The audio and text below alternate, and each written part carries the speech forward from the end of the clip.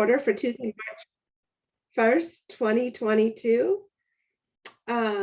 First item on the agenda is audience comments, topics not on tonight's agenda. And Annette, I believe you're reading from the original agenda that went out. We revised the agenda. This is audience comments for any issue because there are no hearings on tonight's agenda. We revised the agenda we sent out a new version. That's what I'm reading from. The new one. Audience comments, topics not on tonight's agenda. All right. Is there something? I think we just need to clarify that the public can comment on any issue, including things on tonight's agenda, because there is no public hearing. Usually the note indicates that you shouldn't be commenting on something that is part of a public hearing, because then those comments are not part of the record. Yeah, no, comment on anything. All right, so if members of the public wish to be recognized, please hit the raise hand feature and we will allow you to talk.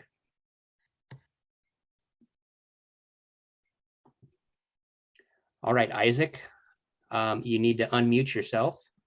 Okay, I'm just gonna share. Can I share my screen real quick? We are going, yes, we're changing the settings. You should be able to share now. Okay. Oh, perfect. Share. Present. Okay, can you guys see everything just fine? Yes, Isaac, though, can you tell us who you are and where you live? Okay, so my name is Isaac Newman. I'm an 8th grader at Cedar Heights. I'm a soccer player for Harbor Premier. I live in Port Orchard, and I've reviewed the park's plans, and I want to provide input on the type of multi-sport courts that are in this plan. I personally think that futsal would be a great addition to some of these multi-sport courts. If you guys don't know what futsal is, think of an outdoor basketball court just like this one. Under each of the hoops, there's a small goal that's around 8 feet wide and 6.5 feet tall.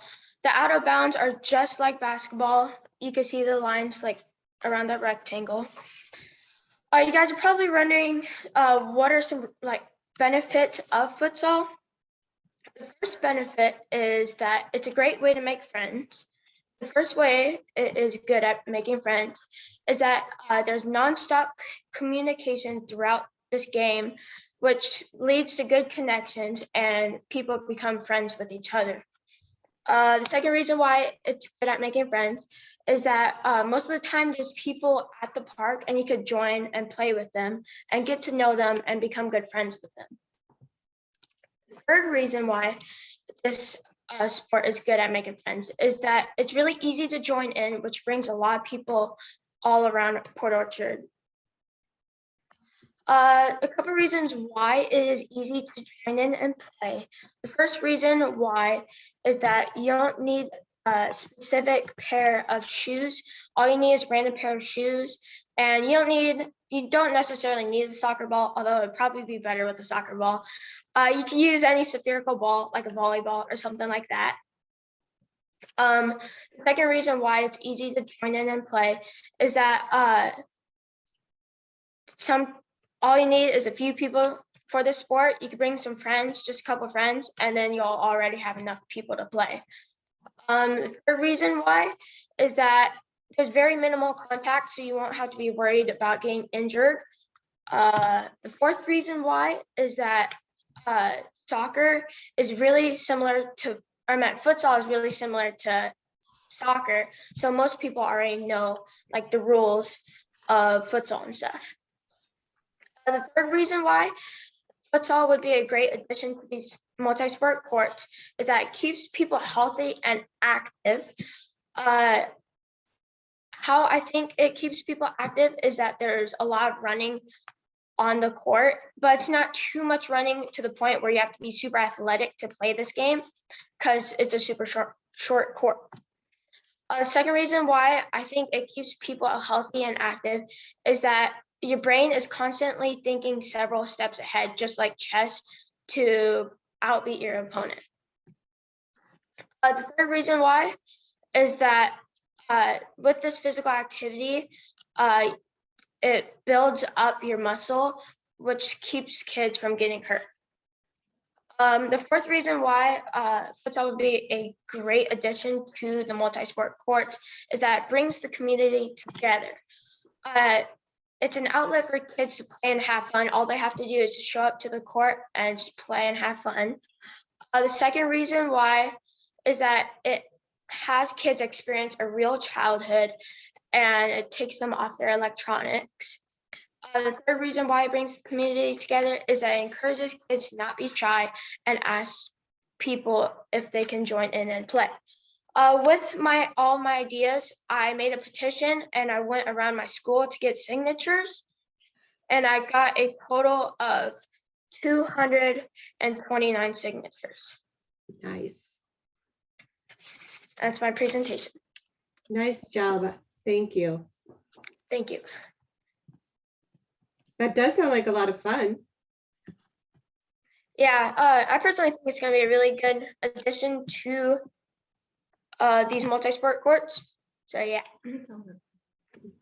Well, we appreciate you coming tonight. Does anybody have a quick question for him before we let him go?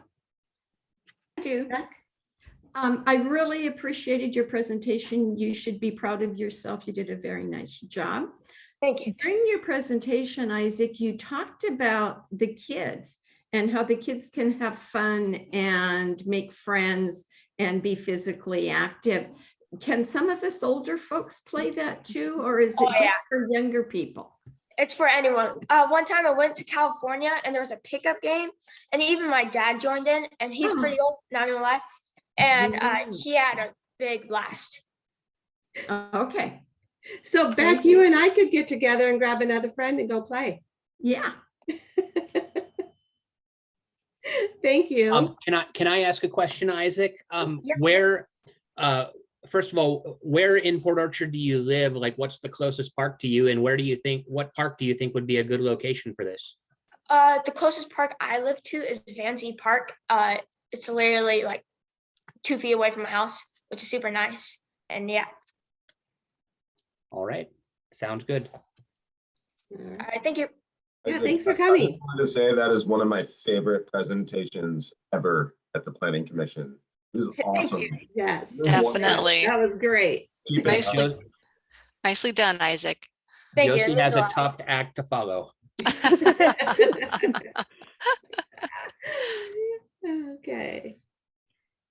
So how many do we have a quorum? We do, right? Yeah, so I think you should ask if there's any other public comments. I don't see any hands raised, but there are 5 or 6 people in the audience. I just want to make sure we had the quorum. So, okay, yeah. Is there any other public comments or audience comments? Can we see who's in the audience? Nick, do you know? Or can If you click the participants button at the bottom of your screen, it will pull up a window on the right, and there's a list of panelists and a list of attendees. So the Yeah. attendees are the people in the audience, and we do have a hand raised now. Okay, So April Galvin has her hand raised. okay. Do you have to unmute her or something, Nick? I believe she is unmuted. Okay. ahead. Hello. My name is Rowan Galvin, and I am on the same soccer team as Isaac Newman. And I believe that futsal should definitely be a major part in this multi-sport complex. And it's really easy. It's not a safety hazard at all. It's just a little indent in the gate fixture behind the basketball hoops, just like Isaac said. And I just believe that the kids in Port Orchard would benefit a lot from this arrangement. Thank you. It does sound like a lot of fun. Is there places right now where people can go play, or do we have anywhere in the county, or is it just across the bridge, or? The closest place I can figure out is downtown Seattle. I've seen the place, and there's always people packed playing. futsal, and it's doesn't get in the way. It's usually like half of the field's futsal, then the other half is basketball or tennis. Yeah, just like what Rowan was saying, there isn't really any close futsal courts around. There's one in SeaTac, and they're mainly really far away.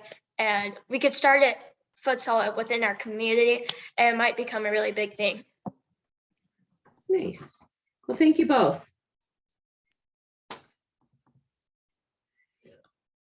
Okay, I don't see any other comments. Nick, do you see anything? I don't see any other hands raised, no. Okay.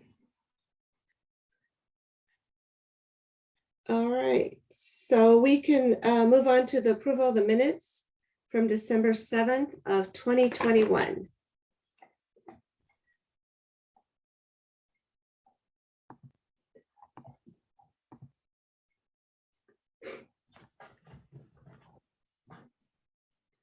Does anybody want to make a motion to approve them?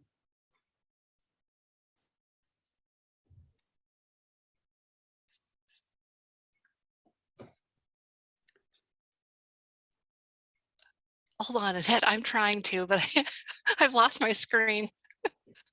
What was the date? December 7th of 2021. Thank you. I'd like to make a motion to approve the minutes from December 7th, 2021 as written.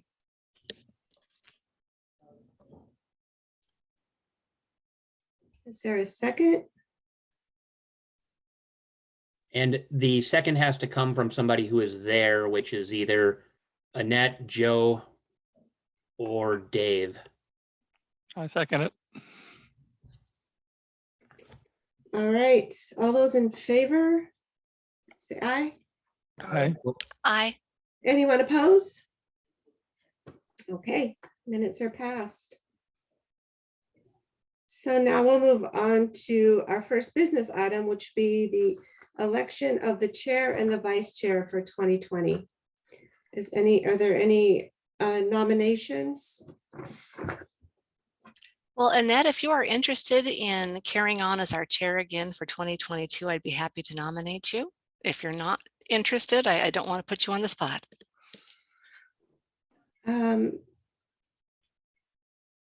Sure. Will you be the vice chair again? Sure, I'd be happy to, unless someone else wants it. Okay. Well, I'd be happy to do it. And I would like to, I don't know if we have to vote first or if I can just nominate Stephanie as the vice chair. Commissioner Ashby has raised her hand. Oh,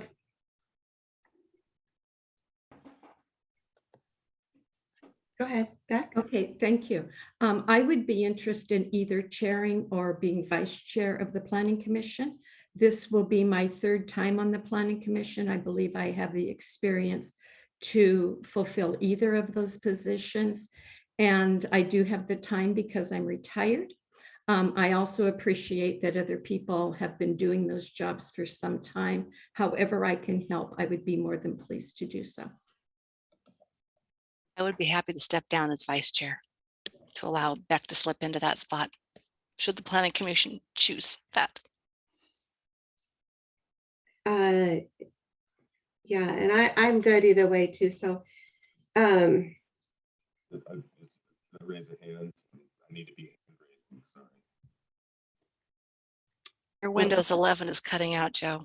Yeah, you know, I blame everything on Windows 11. I will just point out that it may make life easier. Commissioner Ashby has a rich knowledge of Robert's Rules of Order, which may be beneficial to the group as we encounter all the things which are more difficult than futsal, although I was excited to see futsal here today. So please be aware that she's a real asset in that department and can help us move through agenda items and deal with procedural matters well. Just a note. okay. I'm going to put my hand down now digitally. Maybe that's what's wrong with mine because I've been having trouble today too. All right, so I guess so we'll vote on the chair and then vote on a vice chair.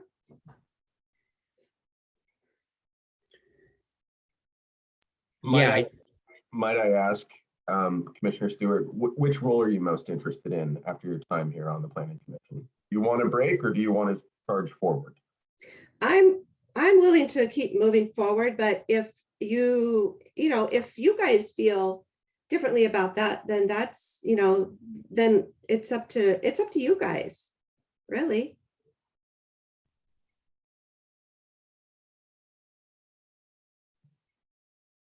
Do we need nominations, Nick? Do you see how? Thank you, Commissioner Ashby. Do you see what we need here? I will. You had a nomination for a chair without a second.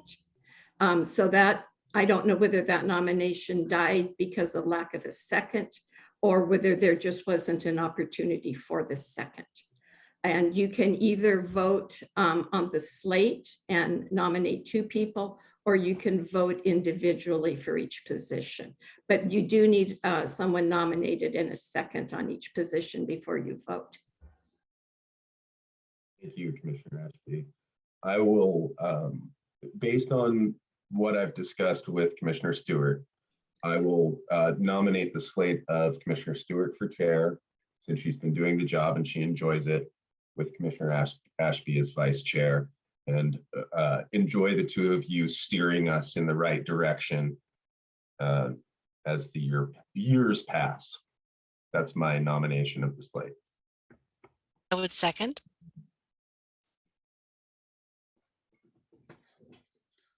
All those in favor? Aye. Aye. Aye. All those opposed? When you have a vote, because of the Open Public Meetings Act, the public has the right to see who has voted how. So in addition to saying aye or no, you also need to raise your hand or do something so the public can visibly see how you're voting. So would you mind calling for the motion again, Annette? Yes. So all those in favor, as myself as the chair and Beck as the vice chair, please raise your hand. And a warm aye. All those opposed, please raise your hand.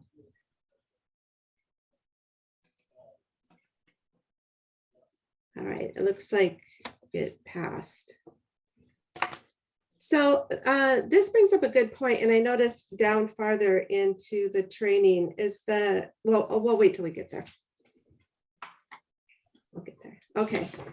So thank you, and thank you, Beck. So item B is the vision for 2050. Oh my gosh, is that really a year?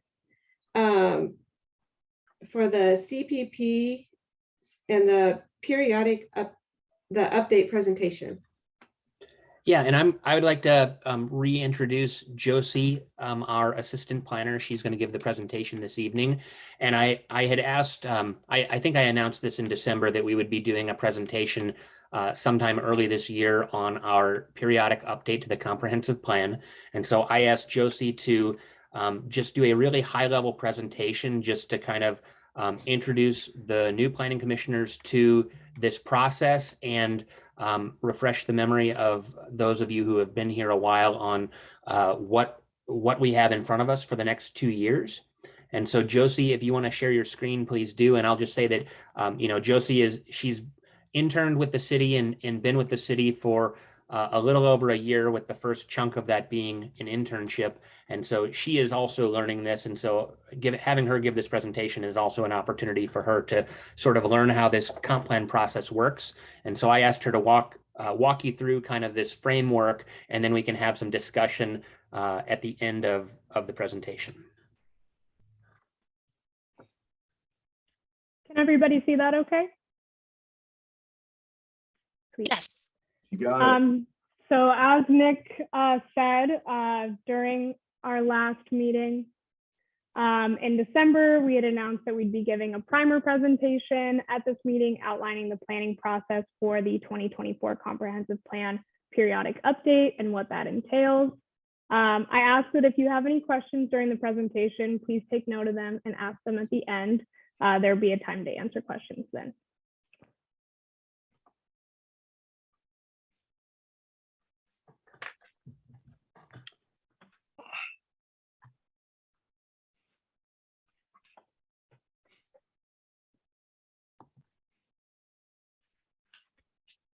Sorry about this. I'm having presentation complications. I'm gonna close. I'm gonna stop my video.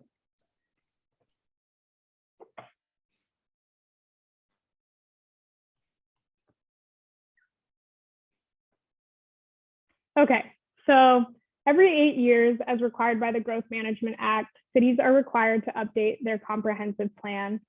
Port Orchard's last major update was completed in 2016. Add 8 years, this makes 2024 our next update. The process of this update is expected to take about 2 years to complete, making this year, 2022, the start of that work.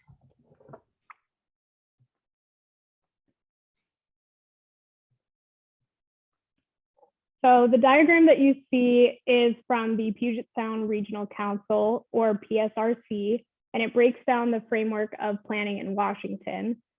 This diagram will be referenced a lot throughout this presentation and will guide us through the presentation as well. At the center of the diagram, you have your local comprehensive plans. That's us doing community outreach, figuring out what's most important to our community. At the outer layer, there's the Growth Management Act, or GMA, requiring us to have a plan adopted that has all of these elements by June of 2024. And in between those layers is multi-county planning policies and countywide planning policies. Vision 2050 is the multi-county planning policy plan, and those policies are put together by the Puget Sound Regional Council. And lastly, KRCC would identify our countywide planning policies and are actively working on updating that plan now.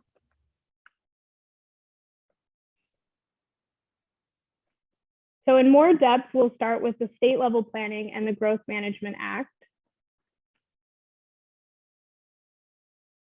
So again, this is the Growth Management Act, which requires the creation and update of a comprehensive plan for most cities and counties across Washington.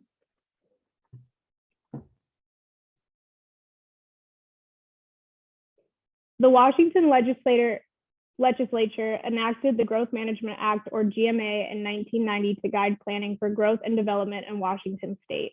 In our case, the GMA requires local governments in fast-growing and densely populated counties to develop and adopt comprehensive plans.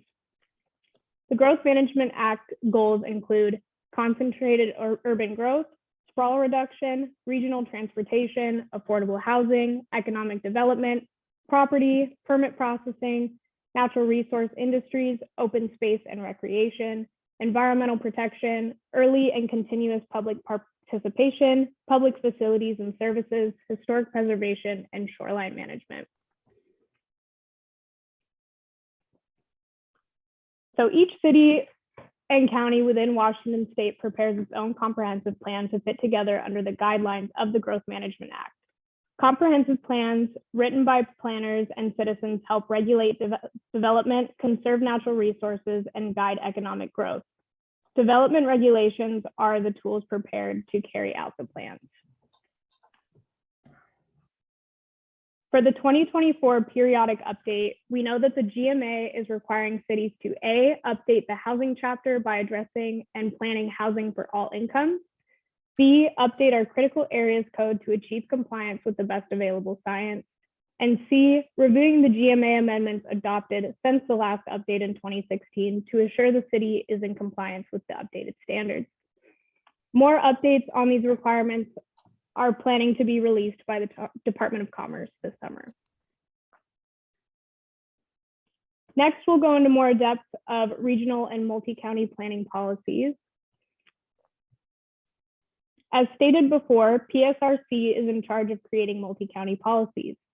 PSRC is a government agency directed by elected officials that develop policies and coordinate decisions about regional growth, transportation and economic development, planning within King, Pierce, Snohomish, and Kitsap counties. PSRC is composed of a multitude of members from the 4 counties, cities, and towns, ports, state and local transportation agencies, and tribal governments within the region. This representation helps PSRC create policies and make decisions for the region that not only make sense, but also allow for consistency across the region. As mentioned before, PSRC's plan is called Vision 2050. Vision 2040 was the plan that guided the 2016 comprehensive plan update. Vision 2050 is the updated plan for the 2024 update. Vision 2050 is the region's plan for growth. By 2050, the region's population will reach 5.8 million people.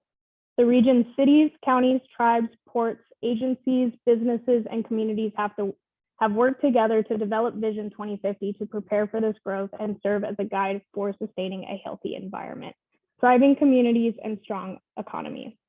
Vision 2050 is a plan for the long term that can be adjusted as the region changes. The GMA requires PSRC to review and certify countywide planning policies and local comprehensive plans for consistency. PSRC certification is required to remain eligible for grants through PSRC. Vision 2050's multi-county planning policies, actions, and regional growth strategy guide how and where the region grows through 2050. The plan informs updates to the regional transportation plan and regional economic strategy. Vision 2050 also sets the stage for updates to countywide planning policies and local comprehensive plans done by cities and counties. In other words, Vision 2050 is the plan that guides the region on how to accommodate for the future. The region is expected to increase by 1.5 million more people and 1.1 million more jobs by 2050. And I like to think of this as in terms of creating new cities. And to put it into context, that's the addition of 2 Seattles to the Puget Sound region in the next 28 years.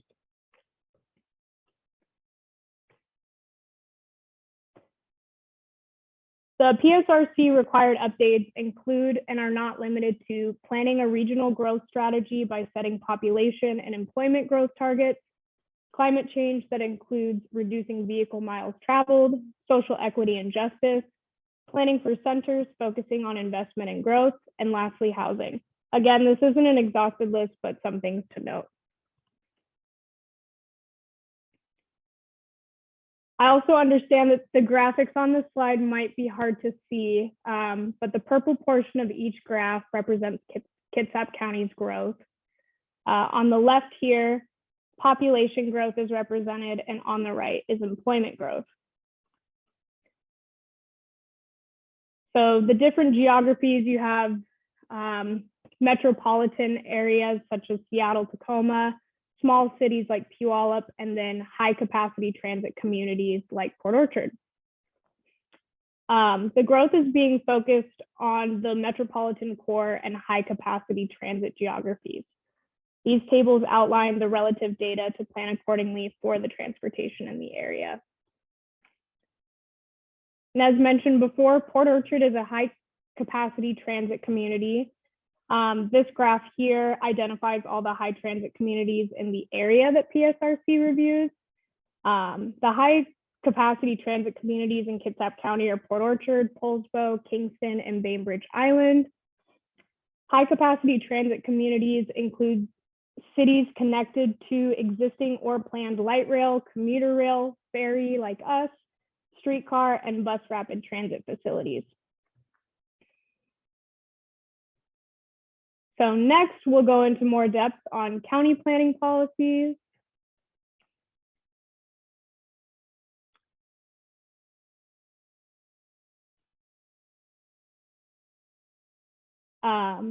Policies set at the countywide level are from Kitsap Regional Coordinating Council, or KRCC. KRCC is the council from Kitsap County. KRC members collaborate on regional transportation and land use decisions. KRCC's main responsibilities include developing the Kitsap County-wide planning policies required by the GMA, allocating federal funding for transportation, and sharing information and collaborating on a wide range of regional issues. The countywide planning policies mirror Vision 2050's requirements, but with a couple subtle differences. In accordance with the PSRC's regional growth strategy, Port Orchard is currently negotiating population and employment targets with the other high transit communities in Kitsap County, again, Poulsbo, Kingston, Bainbridge Island.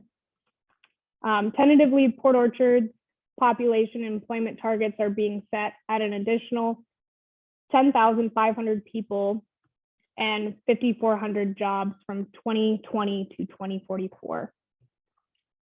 In accordance with the Buildable Lands Report, Port Orchard has the capacity for an additional 16,250 people and 5,243 jobs.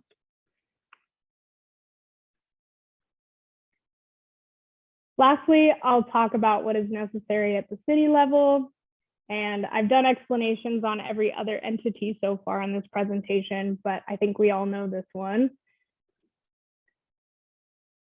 So what we can expect for our 2024 periodic update is planning for population and employment targets, implementation of new GMA requirements, achieving PSRC certification, to work with Kitsap County to review urban growth boundaries, achieving consistency with countywide planning policies, and ensure that planned infrastructure capacity matches the growth targets.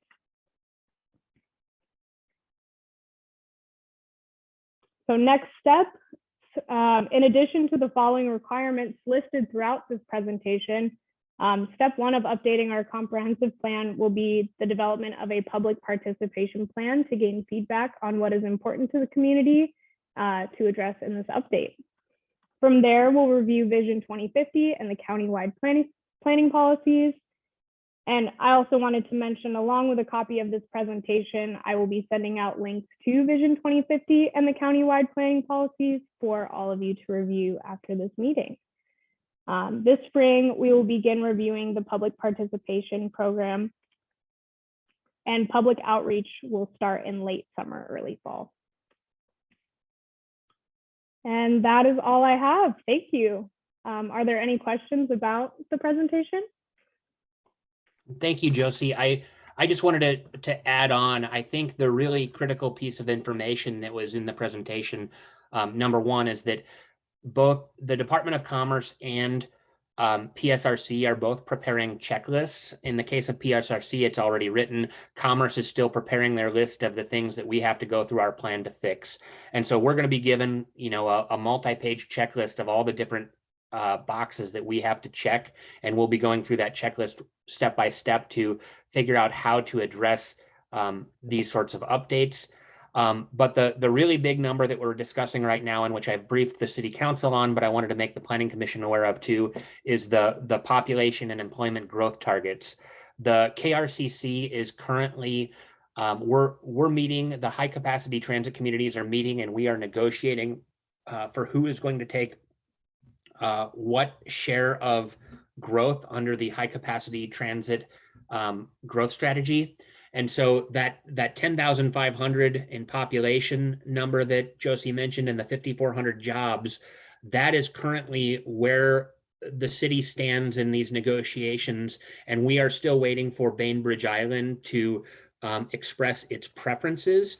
There's I think a pretty good divide in Bainbridge Island about whether Bainbridge Island should or should not be taking growth. And so they of course want a year and a half to figure that out, but they only have about a month and a half. And we should know soon whether the number that's been given to them is something they can live with, or whether they want a higher or lower number, in which case our number could change slightly. So, and the good news is the Buildable Lands Report shows that we have plenty of capacity for that population number. We're about 200. We're about 200 jobs short of having enough capacity for those jobs, but some minor amendments to the zoning map or possibly height changes in some of the commercial zones could easily make up that shortfall. And I see Councilmember Ashby has raised her hand. Yeah, my question is simply that figure at 10,500, is that what we went into the negotiations asking for, or is that a number that we are willing to agree with? That is a number that we are willing to agree with. We went in with actually a slightly higher number. That's what I And thought. one of the things I've been working on, and if anybody in their spare time decided to attend economic development or the land use committee meetings, they would have seen a discussion about our population forecast based on the permitting activity that we're seeing right now.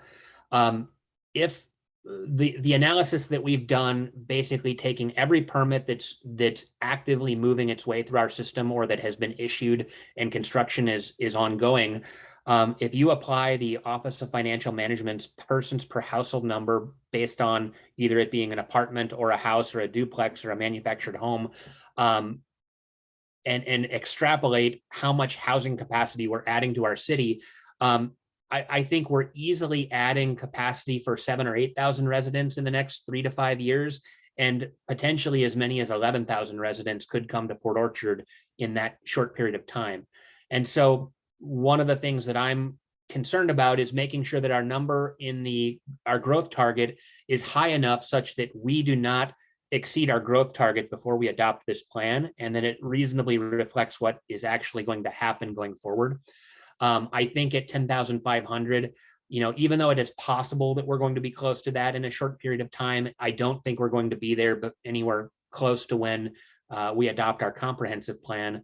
And there could be economic changes or changes in the housing market by the time that occurs. That means some of this stuff gets abandoned or doesn't go forward as planned. So I think that 10,500 is a workable number. I think that Port Orchard probably doesn't want to go much lower and potentially could go higher if we were asked. And not to get into a dialogue on this, but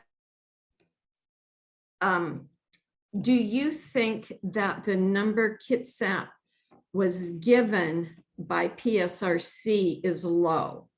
Because I know you have other jurisdictions that are also wanting, like Paulsbo is wanting 7,000-8,000, and they're going to have to expand their UGA to do that. So do you think the number we were given is a low number? I think that the regional growth strategy, where they're talking about most of the growth going into metro cities or core cities, I think that is an aggressive target for changing the current patterns of development. And so the PSRC plan is looking to sort of to modify existing trends to some degree. So I think what is possibly going to happen in small cities and in high capacity transit communities is that they're going to grow more, and metro cities and core cities are going to grow less. But again, these are the targets that we're setting and that we're aiming for. I don't know if Kitsap County on the whole is high or low. I think that Silverdale as a core city and Bremerton as a metro city, their numbers may actually be higher relative to what's actually going to happen in those jurisdictions. So it may be a matter that the number for Kitsap County is spot on, but they're trying to direct more growth to Silverdale and Bremerton than what is actually going to happen. And what may happen is that growth actually occurs in Paulsbo or Port Orchard or Kingston and potentially Bainbridge Island rather than in the cities. I think there's also a problem in Kitsap County where there's a lot of rural growth occurring that is inconsistent with Vision 2050, but that rural land exists and there are legacy lots out there, and there's not a whole lot that the county is able to do to change that. And if you can't tell, Commissioner Ashby was our KRCC representative for a number of years. And so she's been very plugged into regional planning at both PSRC and KRCC. And so I'm looking forward to her expertise on these matters as we work on our comprehensive plan. I will just interject here for the other commissioners if they're unaware of it. When all of our comprehensive plans were done in 2016, this included all of King, Pierce, Snohomish, and Kitsap County's comprehensive plans, and they all have to be approved by PSRC. There were a number of jurisdictions in Pierce County and King County that grew faster than their projections were, and they had trouble getting their comprehensive plans approved.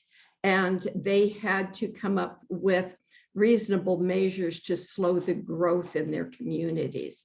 So this number that Nick is talking about is important to us. It is important on how we plan for infrastructure.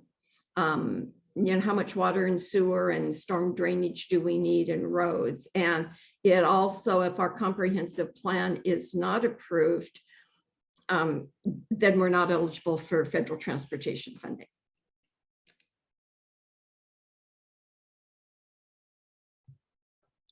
Any other questions? And Josie, do you mind stopping the screen share?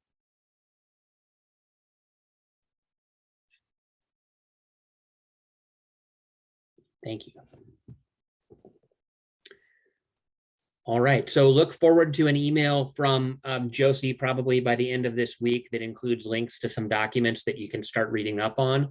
Again, Vision 2050, it's a lengthy document, lots of pictures and graphs and other interesting things. The countywide planning policies are much more, I guess, dry and a less exciting read, but equally important. And so feel free to look through those so that you understand where the region is trying to go and where Kitsap County as a countywide group is trying to go.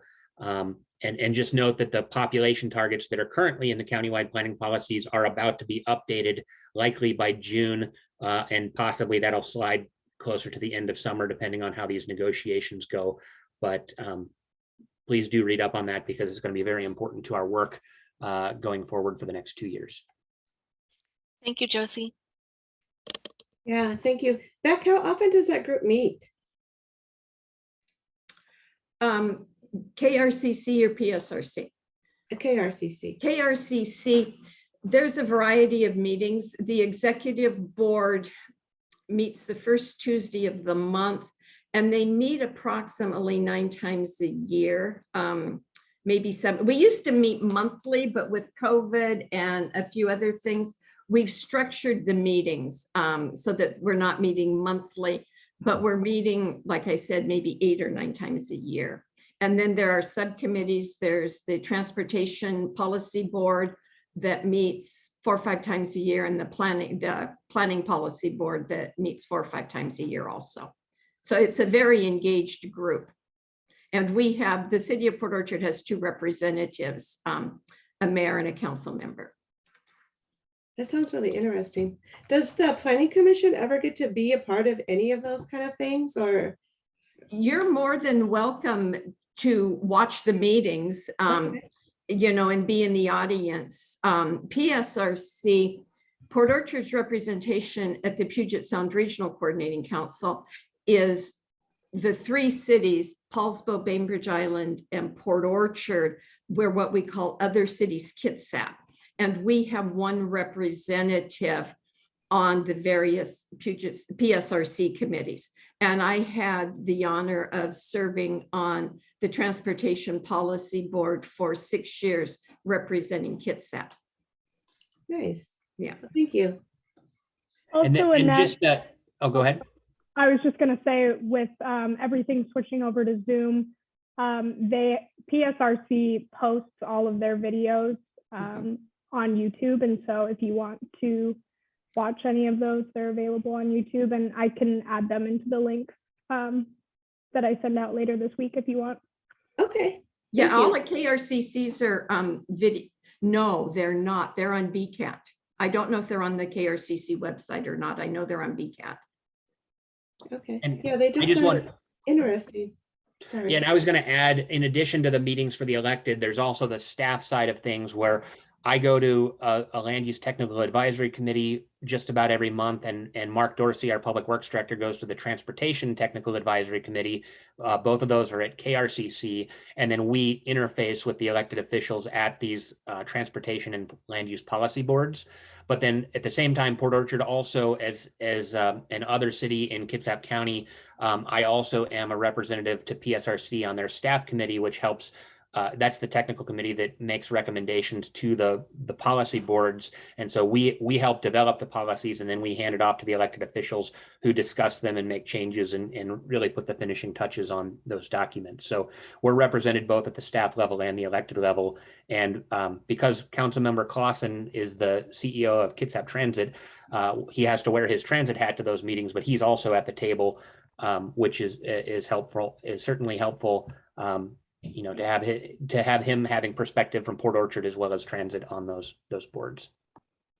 I just think it's interesting. I mean, I know that we meet once a month, and I guess this time it's been once every 3 months, and we get a packet and we just see a little bit of it, but we never really get to see what the big picture is.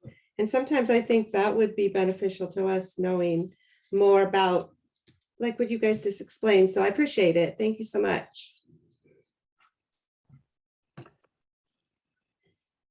So are we finished with with your presentation, Josie? Yep. Okay, so we'll move on to the Planning Commission training update and APA Planning Commission membership. Josie, do you want to take this one or should I? I can speak to the APA membership if you'd like. Perfect. So I looked into APA memberships for planning commissioners, and it is available, and you pay one fee for the planning commission. So I guess I'm just looking to get insight if any of you are interested in that, because you apply for it as a commission. And so I want to see how many people are interested in being APA members. And just to clarify, the American Planning Association is the professional organization for planners nationally. There's also a Planning Association of Washington, which is a smaller state organization. But the APA, they provide monthly magazines that get delivered that just have interesting information about planning projects. There's training opportunities. They hold conferences where you can go and learn about planning that's happening around the state and the nation. And so as a professional organization, we didn't want to sign you up without your permission, but if you would like to be a member of APA, we're going to sign the Planning Commission up as a whole, and whoever wants to receive this information or be plugged in, just email Josie your contact information, and you will automatically get information from the APA to your city email address. Is this what we used to belong to? Do you know? We used to have a membership in something. It could be. I'm not positive. Yeah, I really don't know. All right. So just email Josie and let her know if you'd like to receive information on APA as a member, and she will add you to the roster. I think she's going to need your email address and then a mailing address for their, I think they send out a magazine once a month or maybe every other month. I'm not sure. The second part of this agenda item, I know that in December we talked about some training opportunities for the Planning Commission, and now that we have 2 new Planning Commission members, one of the opportunities that I've talked to the clerk about, there is a course called Jurassic Parliament that is offered that gives you kind of Robert's Rules of Order training and teaches you just about the mechanics of conducting a meeting. The City Council did this probably 5 or 6 years ago, and I thought it was a really helpful training in terms of just teaching them procedures related to meetings and making sure that meetings are well run. If we have budget for the Planning Commission for various trainings, so we could see about scheduling that. And I don't know whether they're doing that in person or online. And then beyond that, there are going to be there's typically a planning conference that occurs every year. I'm not sure where the fall conference is this year, but there's certainly an opportunity for you to attend some training. Sometimes they're in Tacoma or Seattle, sometimes they're in Spokane. So it really depends on where they are. We don't have a ton of budget for that, but we can certainly, if 1 or 2 people wanted to go, we can probably swing that. So does parliamentary procedure training sound like it would be worthwhile? So we did that with the city council. That was a joint meeting that we did, and it was really interesting. And that's what I was talking about in December that I would like to do again. So that was, Oh, sorry. You, if it were held in person, whereabouts would that be, do you anticipate? Likely the council chambers. That's the only room we Okay. have big enough for something like that. Okay, in that case, yes, I would be interested as well.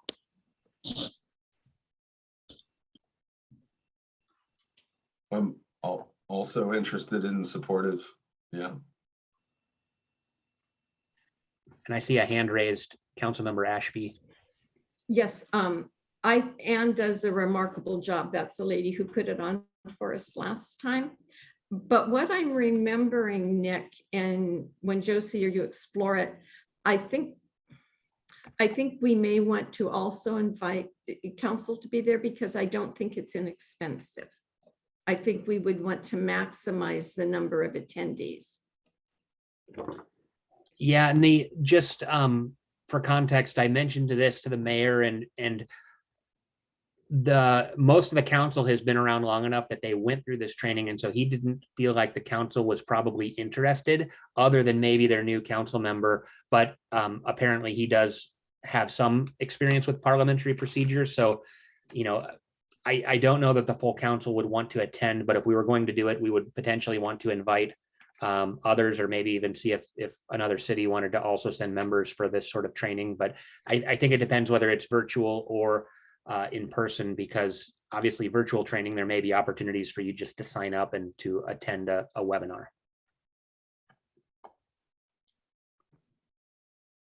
All right, so I think that's all we had on the training. Any Jim or Josie, was there anything else? Okay. So moving on to business item D, accessory dwelling unit owner occupancy requirements. Jim, do you want to take this one? Yeah.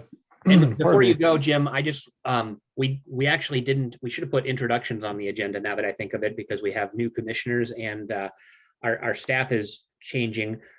Jim is our senior planner. For those of you who haven't met him previously, he's been doing permit review and more short range planning for the last several years for the city. And when Carrie decided to take another job, he expressed an interest in long range planning. And so he is sort of transitioning into Carrie's role, and will be our long range planning lead. But he's also got one foot still in the short range world and is still trying to wrap up some old permits. And I feel like he's got a lot on his plate right now. But I asked him to spearhead this accessory dwelling unit owner occupancy requirement conversation.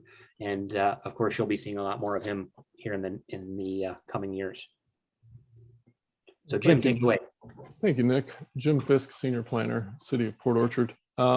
Yeah, and just to kind of piggyback on what Nick was saying, for several years, I've been in the implementation portion of comprehensive plans. So this will be interesting to kind of go the other direction. But the accessory dwelling unit item on the agenda is really just to kind of test the waters and see how you all feel about this.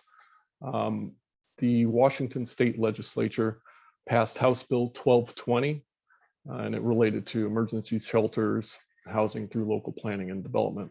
One of the items in there for cities to consider is removing the owner occupancy requirement for accessory dwelling units. So the code that was, well, the markup that was provided to you in your packet is a very narrow look at only that, just the owner occupancy requirement. So you'll note that any reference to owner occupancy has been stricken from it, but it still would result in an accessory dwelling unit.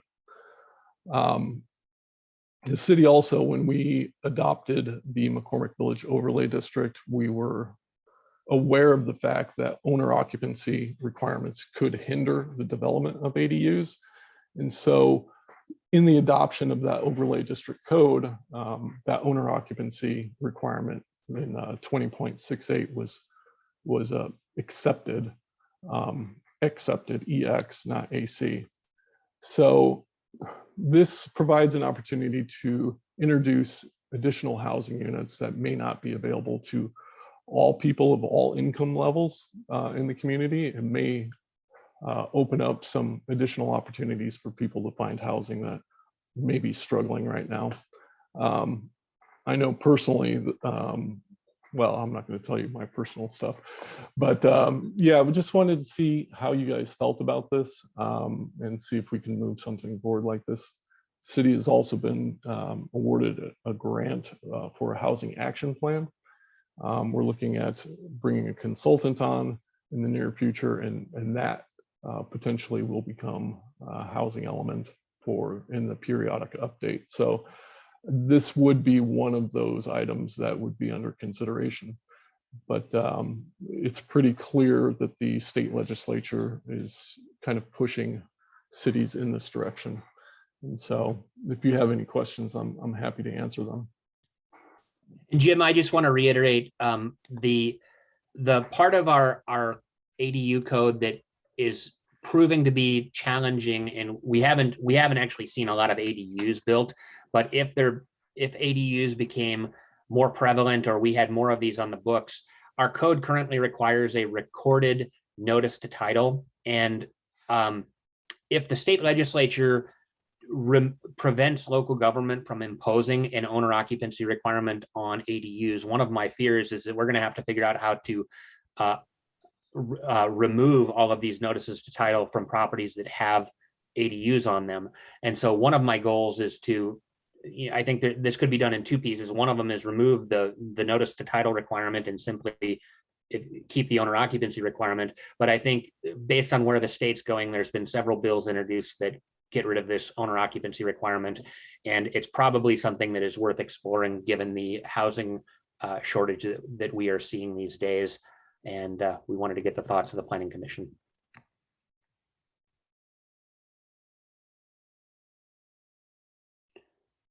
See, Dave Bernstein has his hand raised.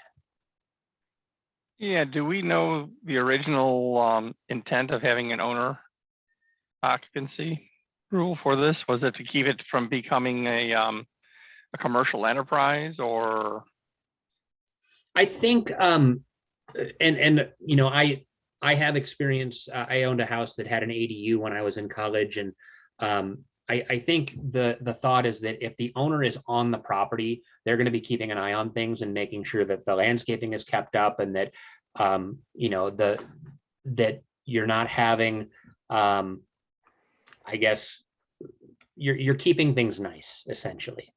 And so if somebody is able to have a house and an ADU and they rent them out separately, they're not necessarily going to be, they may be great landlords or they may be terrible landlords in terms of property maintenance and keeping things nice. Are there other controls in place to assure that they can maintain their properties if they are not living on the site? No, well, there are nuisance ordinances for garbage and weeds and, you know, lawns that are too tall, but there's nothing that says that you have to go paint your house or, you know, fix a broken window. We have a dangerous building code, and so if something got to the point that it was a dangerous building, we could deal with it. But that's not the same as just having a rundown property. Yeah, and it seems to me that usually you put and enforce those kind of codes only when it becomes already pretty significant, not a run-of-the-mill issue. Yeah, and I'll say from my experience, you know, I moved to Washington from out of state, and when I went to college, I took what limited college savings I had and used it as a down payment on a house. And then I graduated and I moved away, and so I was renting the ADU above the garage separately from the house when I got my first job and left Bellingham. And so it's something that as a property owner, you may need to have the ability to do that. We do have at least one individual in the city right now who is interested in having a house that has an ADU on the basement, the daylight basement, that wants to be able to rent these units separately, but he doesn't meet the standards for a duplex. And so right now he is unable to do that. He's unable to rent both units out. So potentially there's a unit of housing that is available, but it can't be rented because of our rule, and the owner doesn't want to occupy that building. So it's, you know, I think you have to weigh the need for housing and specifically other housing types that are more affordable, with the desire to have owners on site looking after property. And we have plenty of apartment complexes in the city that don't have owner occupancy requirements, and those property management companies, some do a good job and others don't.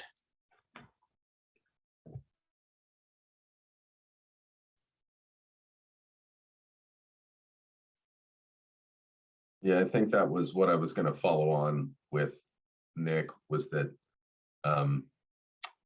despite the potential for that intent, blighted properties do exist in the city of Port Orchard. So, I think most folks know I have some concerns about housing capacity throughout Kitsap, including in our community. And I think anything we can do to make more housing available at different levels of income is really important. I'm not sure how much capacity this will add, but I don't see how it could be terribly harmful.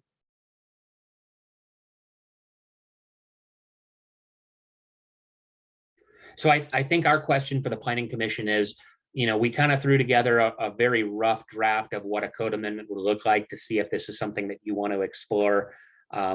So we're just looking for kind of is this something that you'd like us to bring back and then schedule for a hearing in May? I think it's a relatively short piece of code. We could have this in a final draft at our next meeting for your review. And then if it looks good, schedule a hearing in May and take public testimony before you make a recommendation to the council. So is there any objection to that? Or are you comfortable taking this up?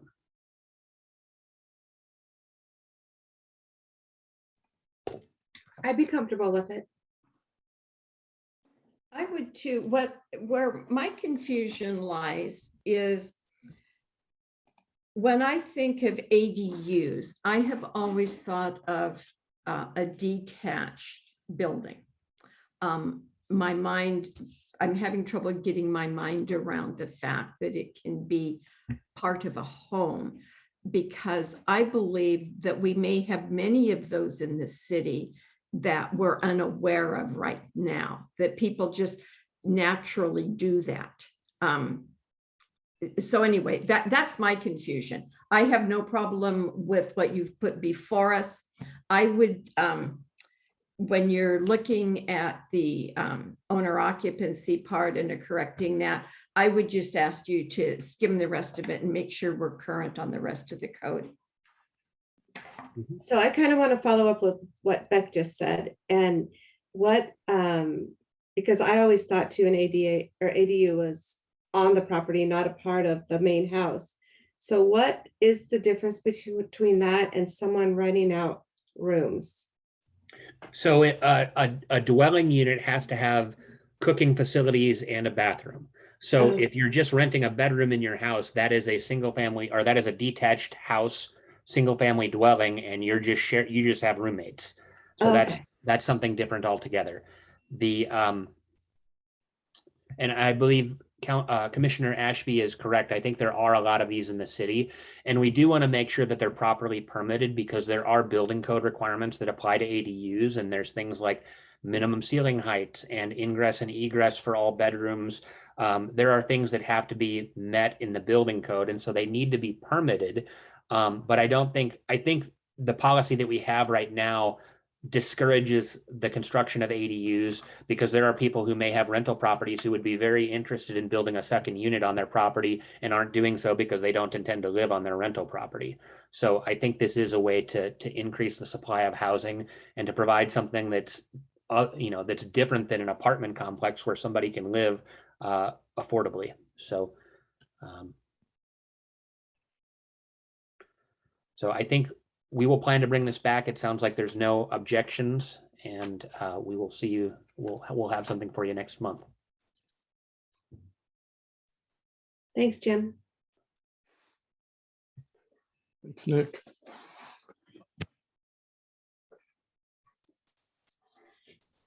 Okay, next up, business item E, cell tower ordinance. All right. So this item, I got a lot of phone calls last fall, and I'm going to share my screen and show you why. Is it on Glenwood Road? It might be. So this is a cell tower that was permitted through our conditional use permit. The hearing examiner ended up approving this tower. Jim, I don't know if you remember how tall this is. I know this was Stephanie's project. I think it's well over 100 feet. And what we realized is that while we have a conditional use permit process, if nobody shows up to provide testimony about the tower, the hearing examiner isn't going to put any conditions on what it looks like or how it functions. And so I received a whole lot of calls. I know the council members also received calls from the public because they felt like this was an eyesore and wondered why we didn't have standards for cell towers. Fortunately, our law firm has recently developed a code for another jurisdiction that they were able to easily and cheaply adapt for our use.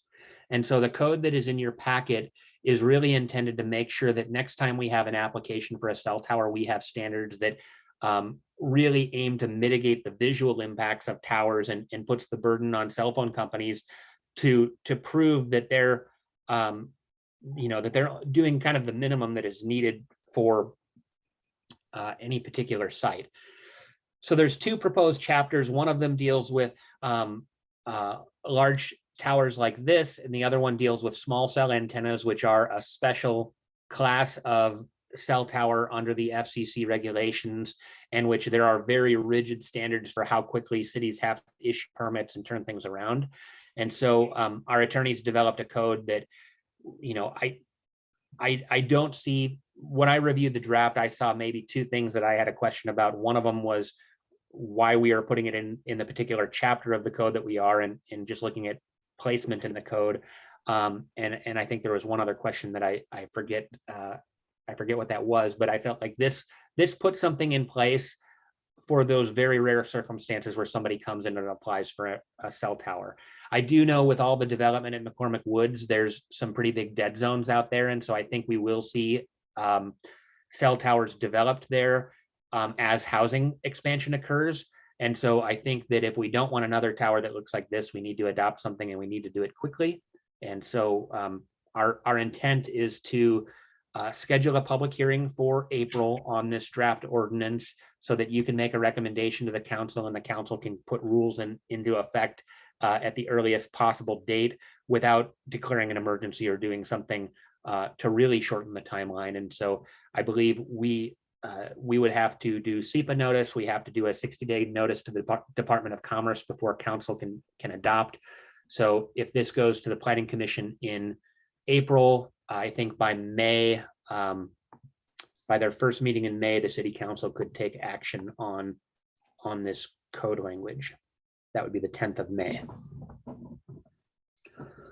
So any questions or concerns?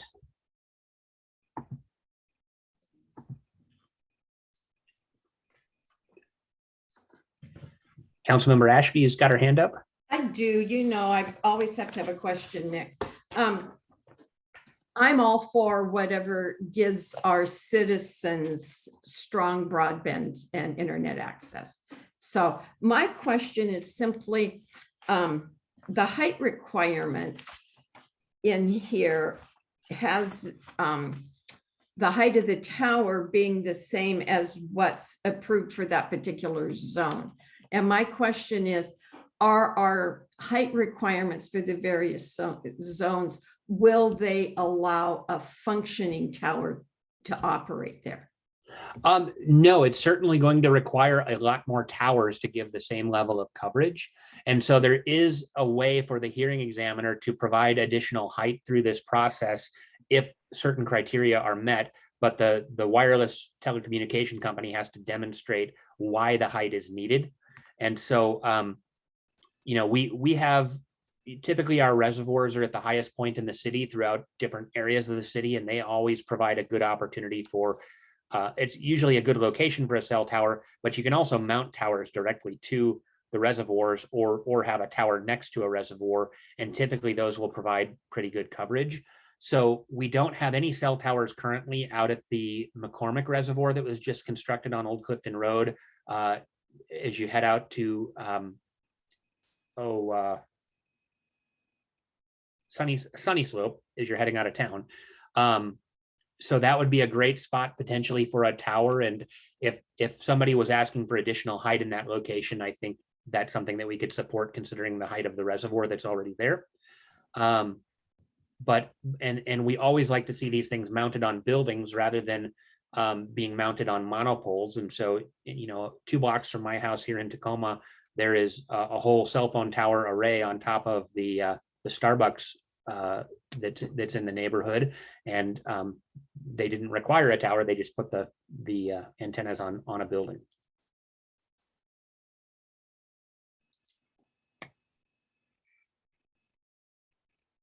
So is everyone comfortable with this going forward next month? Can I get nods or? All right, thumbs up using your digital hand. Thank you. Okay, last item on the agenda is business item F, the 2022 comprehensive plan docket. All right, I have great news for all the planning commissioners. You have a very light list of amendments for this year.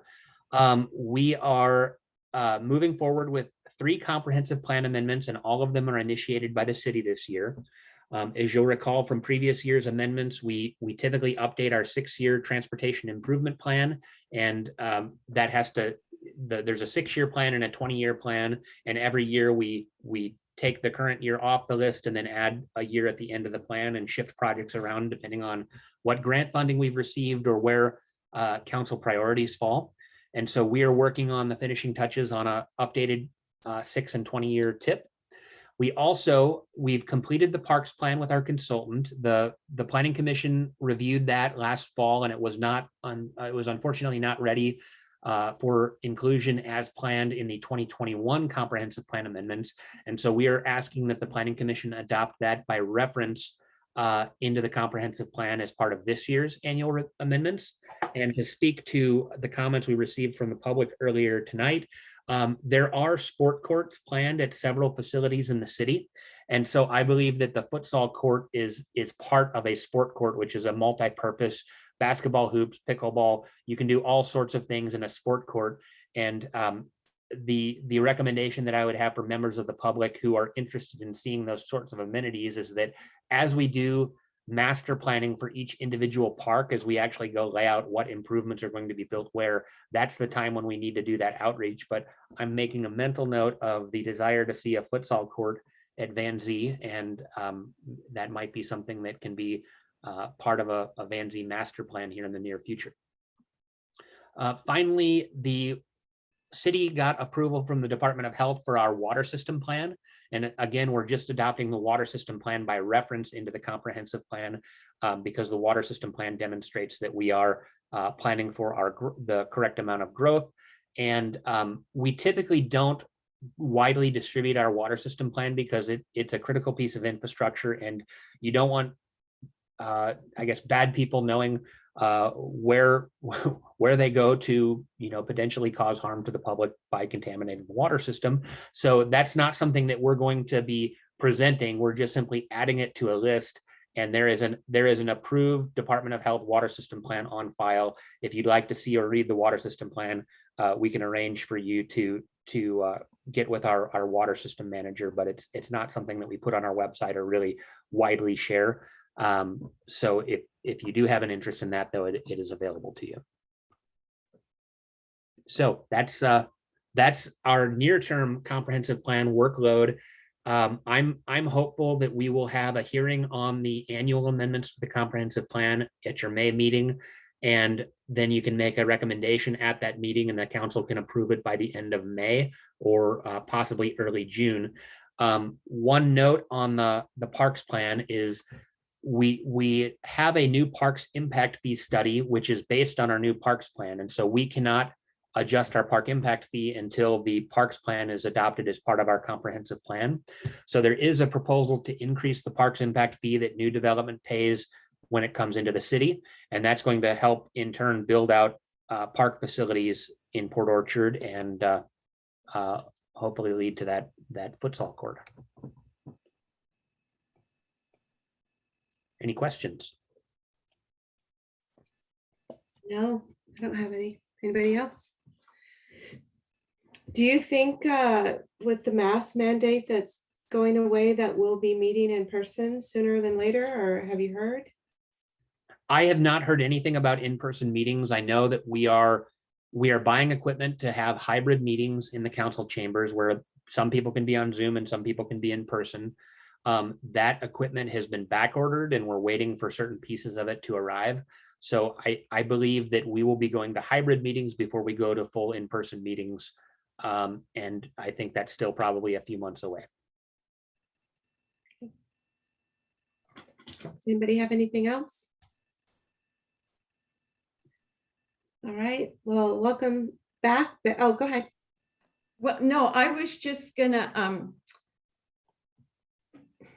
hope that maybe Tyler could introduce himself and and maybe the rest of us just introduce ourselves so Tyler can know who we are.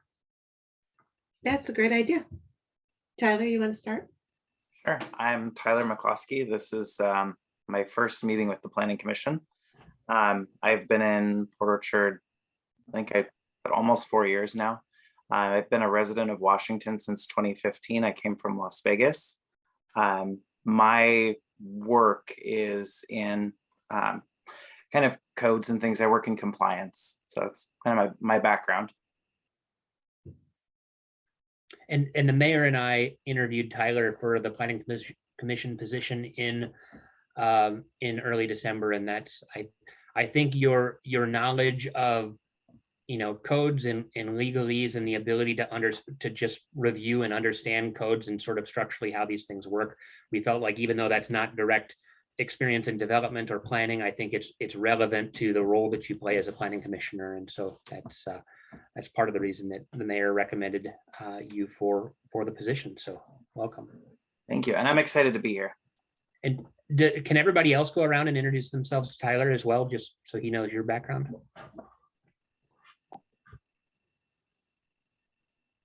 I'll call on Beck first. Yeah, I was going to say I can start. As you can see, I'm Beck Ashby, and I have lived in Port Orchard my entire life. And well, I've had a Port Orchard address my entire life. I actually grew up in the McCormick Woods area before it was McCormick Woods. And I have served on the Planning Commission. This is my third term. I served on it in the 90s and in the 2000s. And then in this last 8 years, I was a city council member. I am a retired banker. I refer to myself as a recovering banker. And I'm just really happy to be here, and I'm happy you're here, Taylor. Joe, you want to go next? Sure. Hello, Tyler, and welcome. I work in economic development, and I've lived in Port Orchard since 17. Dave? Hi, guys. I'm a podiatrist. I'm on staff at St. Michael's and do quite a bit of work there. I've been on the Planning Commission since 2017, and like participating in the community and helping direct things and give ideas how we can keep the community livable and moving along. Annette? I'm Annette. I work for the school district, and I've been on the Planning Commission since 2002. And Stephanie? Hi, Tyler. My name's Stephanie Bailey. Also a local, born and raised, been here all my life, and on the commission since 2002 as well.